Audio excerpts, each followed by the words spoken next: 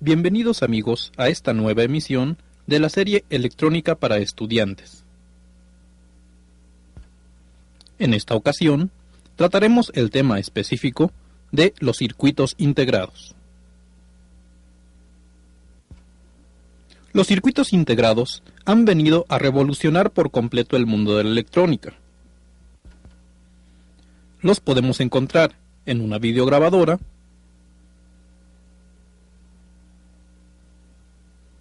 en un reproductor de discos compactos, e incluso en aparatos tan sencillos como un receptor AM/FM. Pero, ¿qué es lo que hace tan especiales a estos dispositivos para justificar su amplia aplicación? Comencemos con una definición de un circuito integrado. Podemos decir que es una reunión de diversos componentes electrónicos en un encapsulado sencillo. Esto significa que un solo circuito integrado puede llegar a sustituir una gran cantidad de componentes discretos, lo que simplifica muchísimo la labor de diseño. Esto se ha logrado gracias a avanzadas técnicas de miniaturización, con las cuales se logra que, en una pequeña pastilla de silicio, entren todos los componentes que formarían un circuito complejo, dando así al diseñador la facilidad de manejarlo como un bloque, permitiendo así un diseño más rápido y efectivo. Los circuitos integrados se dividen en dos grandes ramas, que son circuitos analógicos y circuitos digitales. Y existen marcadas diferencias entre ambos tipos. Entre los circuitos analógicos más comunes podemos encontrar los amplificadores operacionales, los reguladores de voltaje, osciladores, etc. Por su parte, en los circuitos digitales podemos encontrar compuertas, microprocesadores, microcontroladores, temporizadores, etc.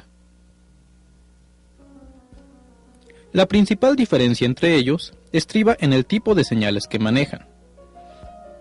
Mientras que los circuitos analógicos manejan señales continuas en el tiempo y de voltaje variable, tal y como la que vemos en este momento en la pantalla del osciloscopio, los circuitos digitales utilizan tan solo dos niveles de voltaje, un alto y un bajo. La señal tan solo está presente en algunos momentos muy determinados, y se trata de señales pulsantes. En resumen, podemos decir que los circuitos analógicos, tanto sus entradas como sus salidas pueden ser voltajes análogos, esto es, pueden tener cualquier valor, y por lo general necesitan componentes externos para su correcto funcionamiento. Por su parte, los circuitos digitales, sus entradas y salidas son digitales, esto es, solo pueden tomar un valor alto o un valor bajo, y casi nunca requieren de componentes externos para un correcto funcionamiento.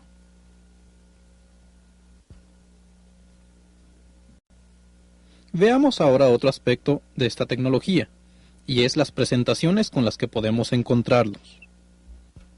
El encapsulado más común y popular es el DIP, o de doble hilera de terminales. Recibe este nombre precisamente por la característica de tener terminales en ambos costados del dispositivo, como podemos ver en este momento. Terminales en un lado y también en el otro extremo. Los encapsulados tipo TO220 y TO92 se utilizan principalmente para reguladores de voltaje, aunque existen aplicaciones especiales en los que también es posible encontrarlos. Por su parte, el encapsulado SMD o de montaje superficial ha venido a desplazar en varios casos los circuitos tradicionales, y cada vez es más común encontrarlos en diferentes aplicaciones. Reciben su nombre debido a que se sueldan directamente sobre la placa de circuito impreso. Los circuitos integrados de hilera de terminales sencilla o SIP también son muy populares y los podemos encontrar en muy diversas aplicaciones, tal y como lo demuestran estos dos circuitos típicos que estamos mostrando.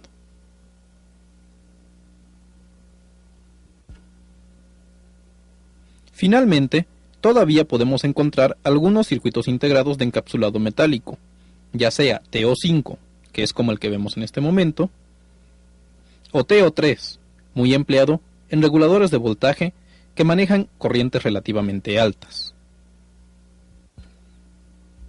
Ahora bien, en los modernos circuitos, lo más común es encontrar una combinación de tecnologías, ya sea montaje superficial, DIP, SIP, etc., todas ellas combinadas para lograr un resultado común.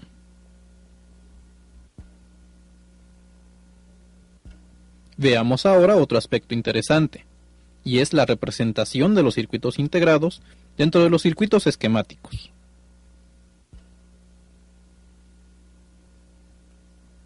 Podemos decir que existen dos formas principales de representar un circuito integrado de manera simbólica. En la primera, se respeta la forma del circuito integrado, por lo cual cada una de sus terminales tiene su posición exacta. Sin embargo, para ciertas aplicaciones, es más conveniente representar al circuito integrado en forma de bloque, con sus terminales desperdigadas. En este caso, cada terminal debe estar perfectamente identificada por su número correspondiente.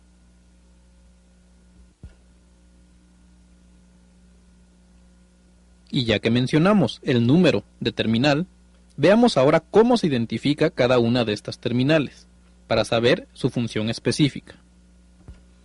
Seguramente ya se habrá percatado de que en algunos integrados existe una muesca en uno de sus extremos. En otros circuitos podemos encontrar un pequeño punto. Y existen ocasiones en que encontramos ambas cosas, tanto una muesca como un punto. Estas indicaciones nos están sirviendo como referencia para tener una identificación de las terminales del circuito integrado. Una vez que hayamos localizado ya sea la muesca o el punto, podremos identificar fácilmente los números de las terminales. Exactamente debajo de estas marcas se encuentra la terminal número 1. A su derecha, la terminal 2. A su derecha, la terminal 3. Y así sucesivamente hasta llegar al extremo del circuito integrado, que en este caso es la terminal número 4.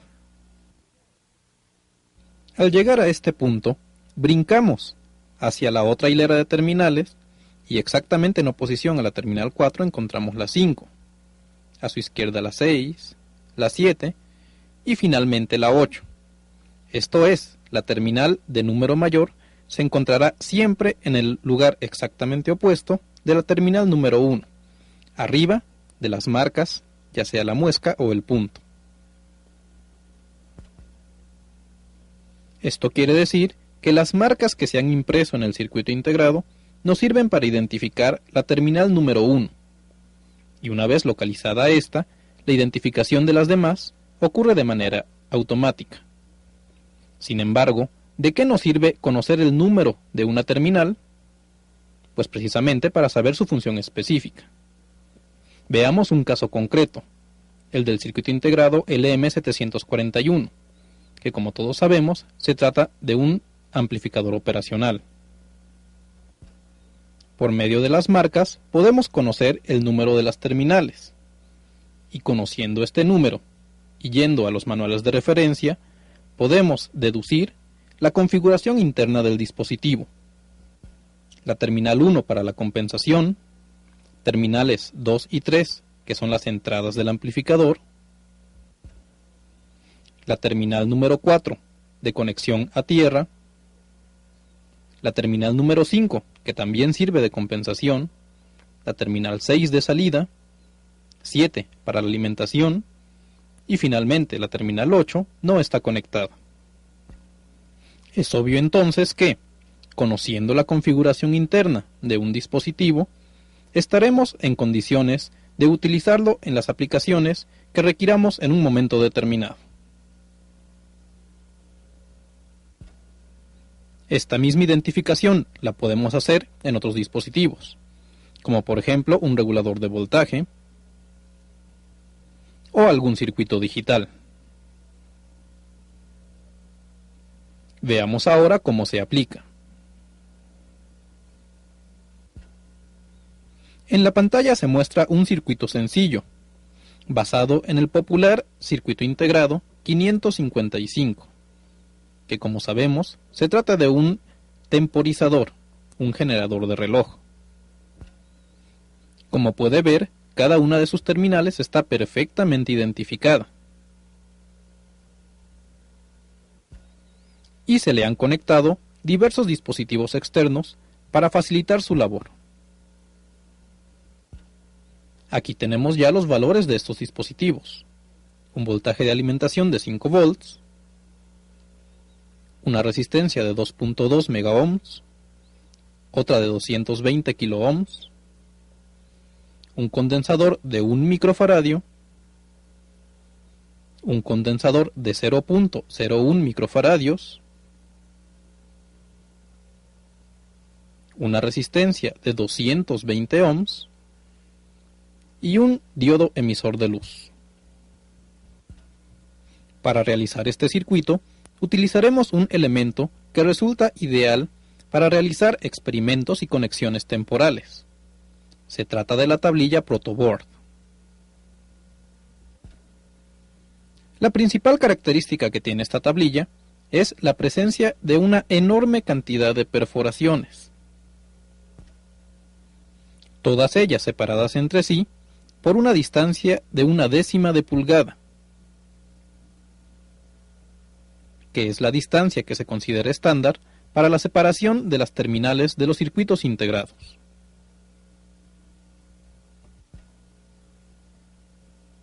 Esto facilita enormemente la inserción de estos dispositivos y su conexión con otros componentes. En el interior de la tablilla existen delgadas láminas que conectan las líneas verticales de puntos. Así, esta terminal, por ejemplo, está conectada eléctricamente con los 4 puntos que se están señalando. Esta otra terminal con su hilera de puntos verticales, y así todas las demás. De modo que, si nosotros insertamos en esta área las terminales de los componentes auxiliares, es como si los conectáramos directamente al circuito integrado. Veamos ahora una animación en la cual se demuestra gráficamente cómo funciona un protoboard. En el momento en que insertamos el circuito integrado, es como si, por dentro, existiera una laminilla que hiciera la conexión con todos los puntos verticales en línea con la terminal correspondiente. Por tanto, si nosotros conectamos cualquier otro componente a los orificios verticales, nos encontraremos que existe una conexión eléctrica entre estos dispositivos y la terminal de circuito integrado. Con esto se facilita enormemente la elaboración de circuitos experimentales. Recordemos ahora la configuración que vamos a construir en este momento. Nuestro circuito basado en el 555. Y aquí tenemos su realización en un protoboard. Podemos identificar fácilmente el circuito integrado 555 y los demás componentes externos. La resistencia de 2.2 megaohms, la de 220K y la de 220 ohms. El condensador de 1 microfaradio y el de 0.01 microfaradios. El diodo emisor de luz y alambres para conexiones diversas. Veamos ahora para qué sirve. Si nosotros aplicamos voltaje y disminuimos la luz, encontraremos que el LED comienza a parpadear. Esto significa que el circuito, en su conjunto, está trabajando como un generador de reloj de muy baja frecuencia, produciendo a su salida una señal pulsante.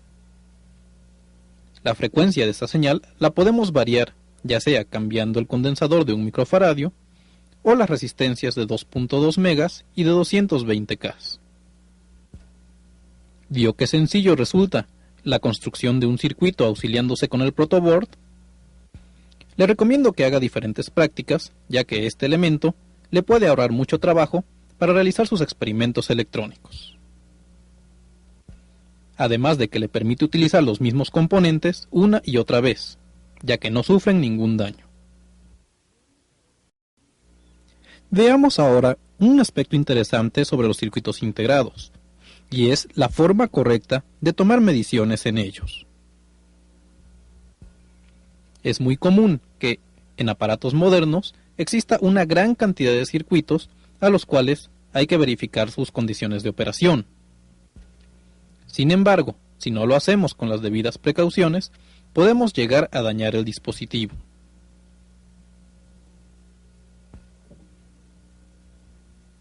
Veamos un ejemplo típico de mediciones en circuitos integrados. Tomamos la punta del multímetro y la vamos conectando en las diferentes terminales del dispositivo. Sin embargo, es muy común que ocurran resbalones y lleguemos a cortocircuitar un par de terminales del dispositivo. Y esto puede llegar a ocasionar graves daños en su interior.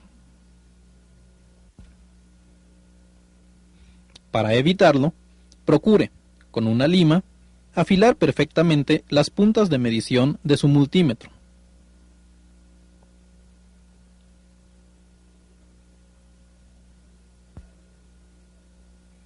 También es muy recomendable que, cuando vaya a hacer mediciones, y si es posible, las realice por el lado de las soldaduras. Esto se recomienda debido a que una punta bien afilada se entierra ligeramente en la soldadura de estaño, evitando así molestos resbalones y la posibilidad de cortocircuitos. Si por cualquier razón no tiene acceso a la cara de soldaduras, entonces procure aprovechar los orificios de entrada de las terminales del circuito integrado, introduciendo ahí la punta de pruebas para que ésta no se resbale y no haga contacto con las otras terminales.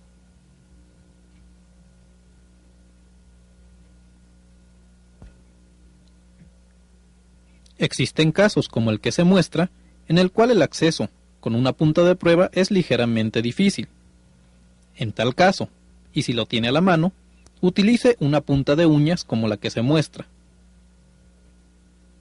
la cual se puede fijar firmemente en una posición.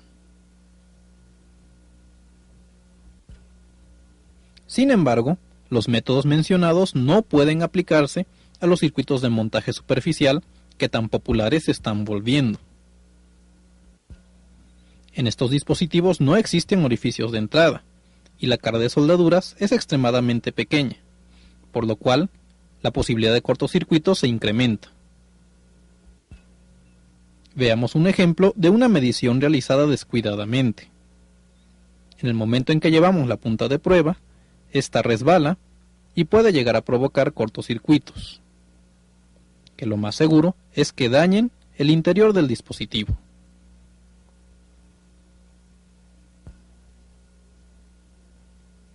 Para realizar mediciones en estos casos, lo más conveniente es que construyamos una punta de precisión, con una aguja del tipo hipodérmico y un caimán con cable.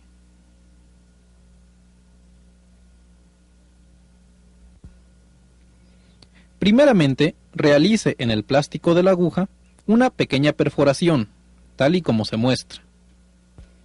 La puede hacer con una aguja caliente, una broca o con cualquier instrumento, pero hágalo con cuidado para evitar lastimaduras.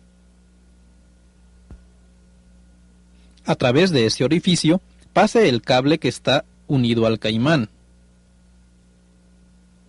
Note también que dicho extremo se le ha quitado el aislante.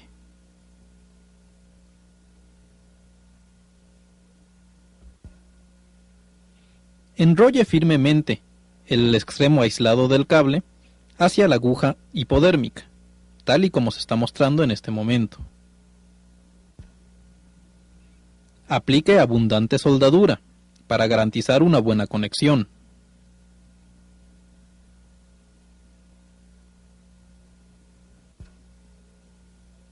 Y en ese momento habremos terminado nuestra punta de precisión. Como puede ver, es extremadamente fácil de construir. Veamos ahora cómo aplicarla. Si usted tiene que realizar mediciones en un dispositivo cuya separación de terminales sea muy pequeña, entonces sería muy arriesgado utilizar la punta de medición tal y como viene de fábrica. Para estas ocasiones, simplemente uniremos la punta de prueba de precisión que acabamos de construir de la manera como se indica.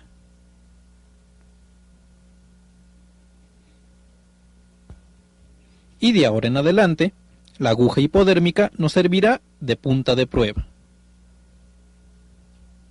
Como puede ver, es mucho más fácil tomar mediciones de terminales individuales utilizando esta aguja hipodérmica que utilizando la punta de prueba original.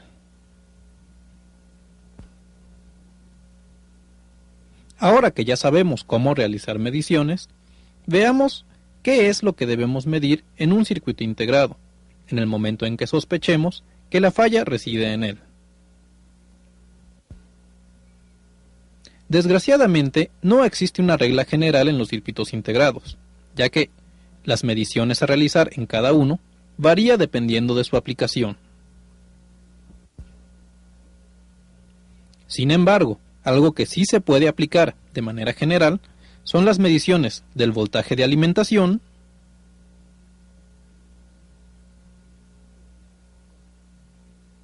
y del nivel de tierra.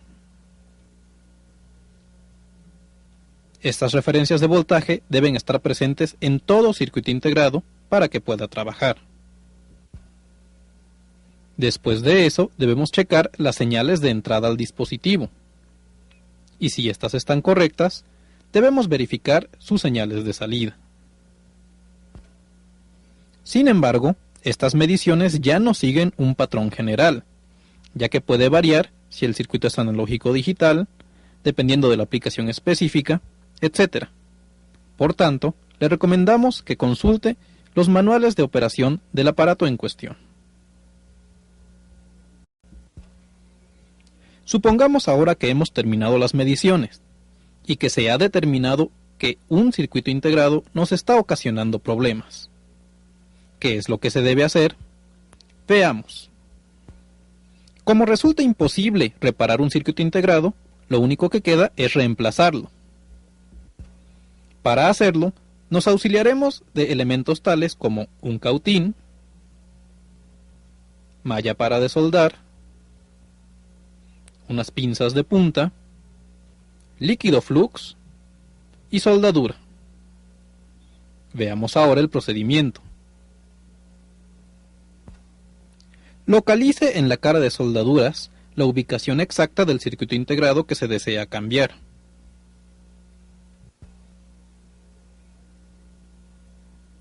Supongamos que este es el dispositivo que nos está dando problemas. Aplique a las terminales un poco de líquido flux.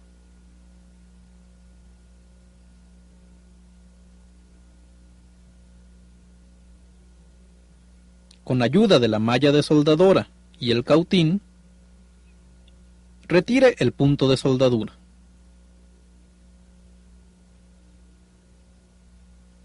Esta se debe adherir a la malla.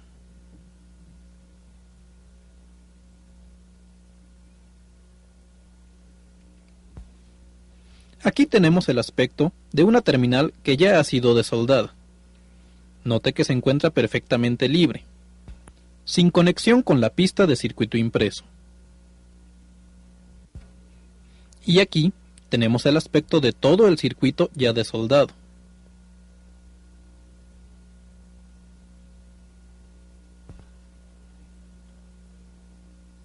Una vez retirada toda la soldadura, la extracción del dispositivo es una labor relativamente sencilla.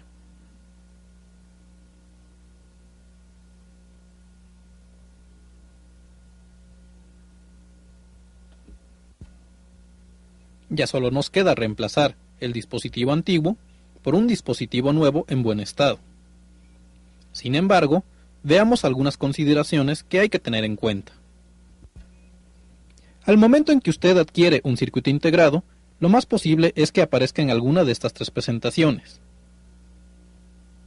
Un circuito perfectamente libre, lo cual quiere decir que no hay problema si lo tomamos con los dedos. Esto se debe a que la tecnología con la que están construidos es del tipo bipolar, la cual no se afecta por las cargas estáticas del cuerpo humano.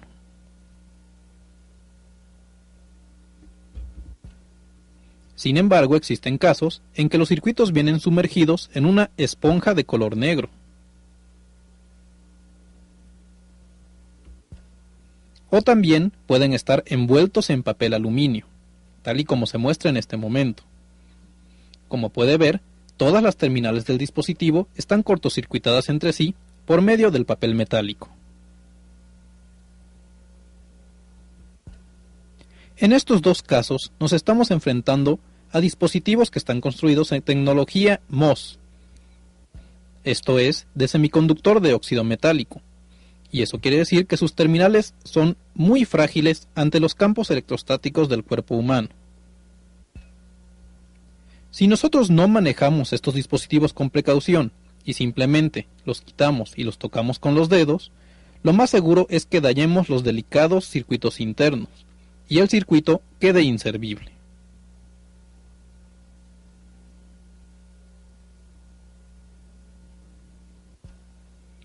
Por tanto, cuando encontremos un caso de estos, lo más adecuado es auxiliarnos con unas pinzas aisladas, tal y como las que se muestran.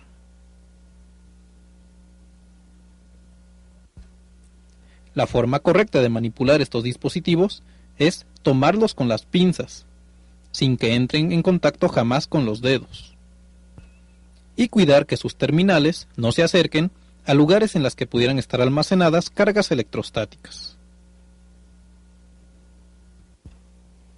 Ya solo nos queda insertar en su lugar el nuevo dispositivo y proceder a la soldadura. En el momento en que coloquemos el nuevo circuito integrado, debemos verificar que las muescas del circuito y las marcas que debe haber en el circuito impreso coincidan perfectamente. Ya insertado el dispositivo, podemos proceder a la soldadura. Primeramente, aplique líquido flux tanto a la terminal de circuito impreso como a las terminales del circuito integrado.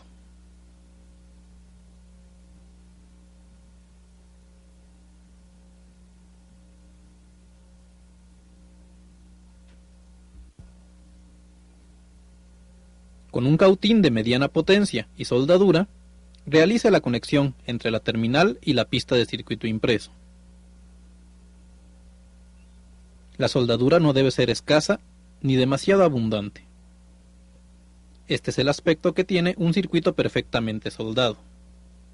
Note cómo todas las terminales están perfectamente conectadas a su pista de circuito impreso. Ya solo falta limpiar perfectamente, con algún solvente, el área de trabajo para que presente un aspecto brillante, tal y como el que se muestra. Y habremos concluido el cambio del dispositivo.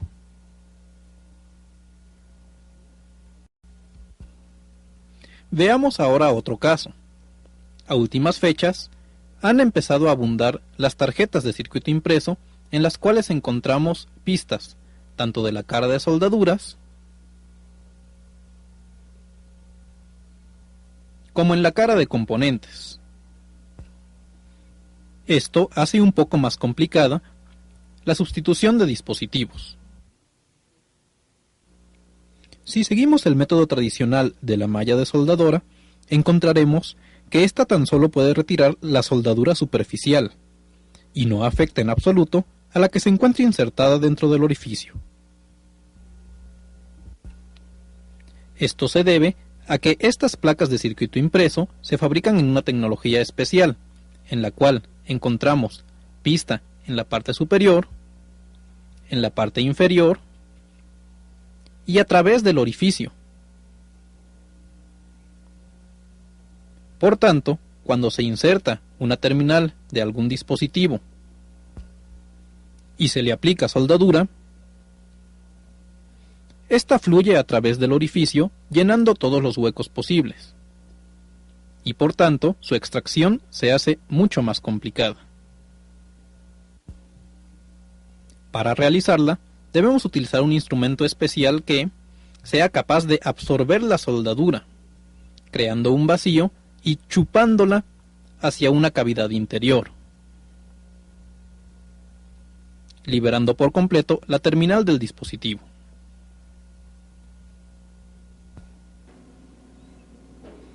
Veamos ahora cómo se utiliza esta punta extractora. Note el orificio por el cual será chupada la soldadura. Para realizar la extracción, simplemente coloque la punta sobre la terminal, permita que se caliente y accione la bomba. Este es el aspecto de un circuito integrado ya perfectamente desoldado, visto a través del área de soldaduras.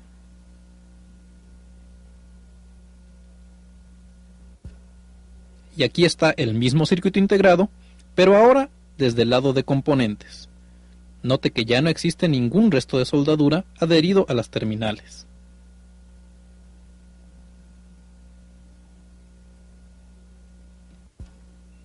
Una vez hecho esto, ya solo nos queda extraer el circuito integrado dañado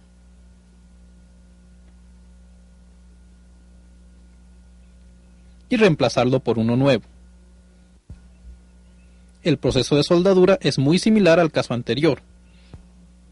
Tan solo debemos cuidar que el líquido flux penetre perfectamente dentro de los orificios, bañando al mismo tiempo la terminal del circuito integrado. Además, en estos casos, la cantidad de soldadura debe ser generosa, para darle así la oportunidad de fluir hasta el otro extremo.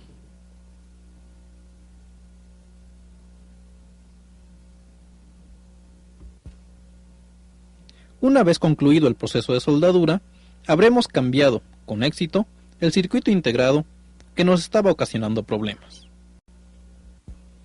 Ahora bien, todo lo dicho hasta este momento no nos ha preparado para el caso en que encontremos que un circuito de montaje superficial necesita ser reemplazado.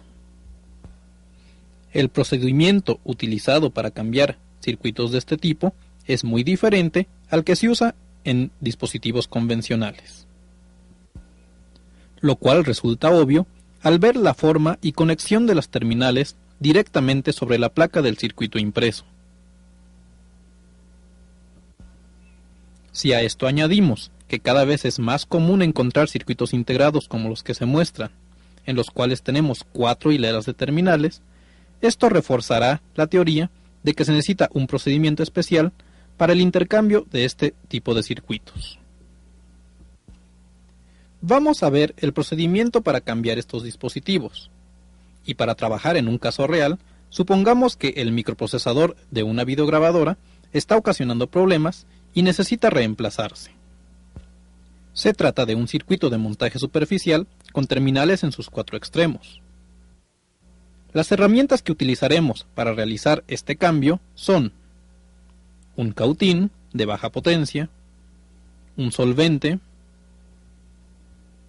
alambre de cobre delgado y sin estañar, líquido flux, un palillo de madera, soldadura, malla de soldadora y un lápiz adhesivo. El primer paso será retirar todo exceso de soldadura que se encuentre adherido a las terminales. Para ello utilizaremos la malla de soldadora. Esta operación se debe realizar con mucho cuidado. Puede ver en este acercamiento el aspecto que tienen las terminales una vez que se ha retirado la soldadura. La pista de circuito impreso se puede ver perfectamente.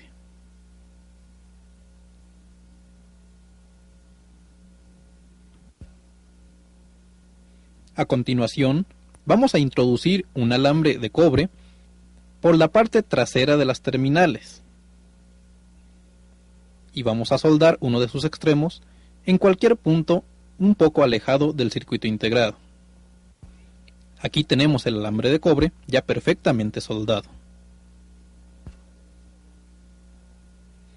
Con ayuda de unas pinzas de punta, vamos a tomar el otro extremo del alambre y vamos a tirar suavemente de él hacia afuera. Al mismo tiempo, con el cautín, vamos calentando las terminales del circuito integrado y podremos ver cómo se van despegando fácilmente de una en una.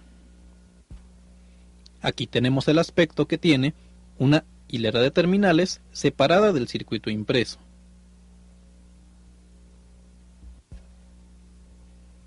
Esta misma operación se repite por igual en los 4 extremos del circuito integrado, para desoldar perfectamente las 4 hileras de terminales. Una vez que se han terminado de separar las 4 hileras de terminales, el retirar al circuito integrado de su lugar es una tarea sencilla.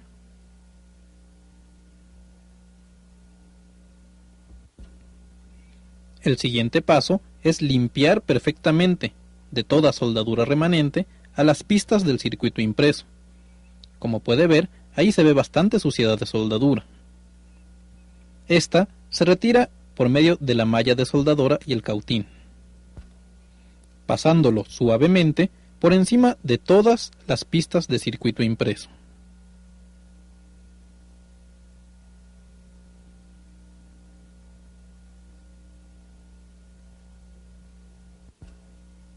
Aquí podemos ver el espacio en donde colocaremos el nuevo dispositivo ya listo para recibirlo. Todas las pistas están perfectamente limpias y ninguna se ha dañado durante el proceso de extracción.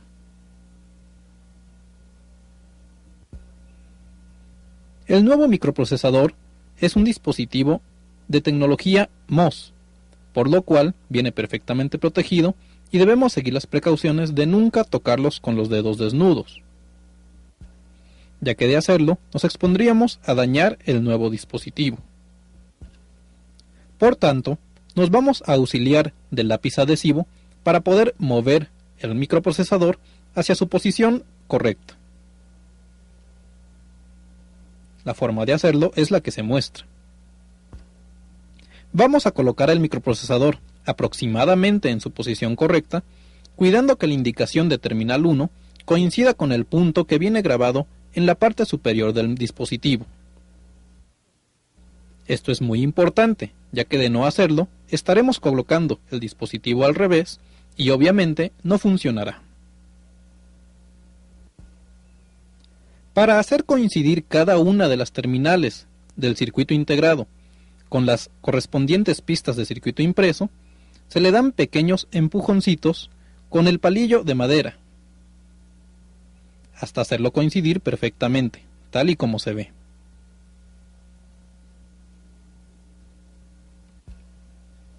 Una vez que se ha conseguido que en las 4 caras las terminales coincidan con su pista de circuito impreso, entonces colocaremos un punto de soldadura en cada una de las esquinas, para fijar la posición del circuito integrado. La forma de hacerlo es muy sencilla. Deje caer una gota de líquido flux sobre la terminal de la esquina, cuidando de no empujar al circuito integrado para no sacarlo de posición. Tome una gota de soldadura en la punta del cautín y deposítela con igual cuidado. Repite el procedimiento en las 4 esquinas.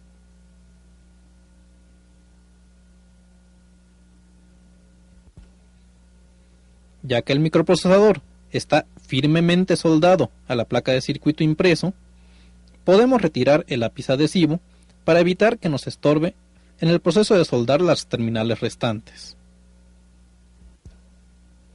Para hacer esto último, debemos aplicar líquido flux a todas y cada una de las terminales. Esto se hace para que la soldadura fluya libremente y realice un buen contacto entre pista y terminal.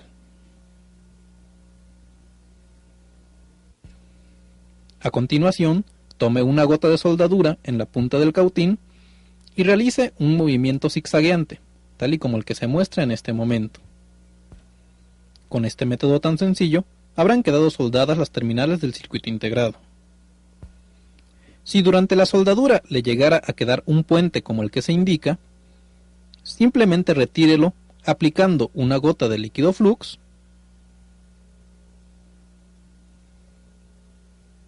aplicando el cautín y haciendo un movimiento hacia afuera.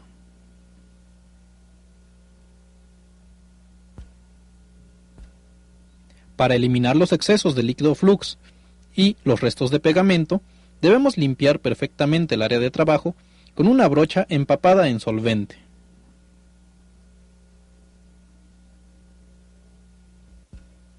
Si el cambio de microprocesador se ha realizado con la precaución debida, solo un experto podría determinar que este dispositivo ha sido cambiado alguna vez. Por supuesto que este método se puede aplicar igualmente para cambiar dispositivos de 2 hileras de terminales. Con esto hemos cubierto los 3 casos más comunes de reemplazo de circuitos integrados. Y de hecho, hemos terminado con el temario de esta emisión. Hasta la vista.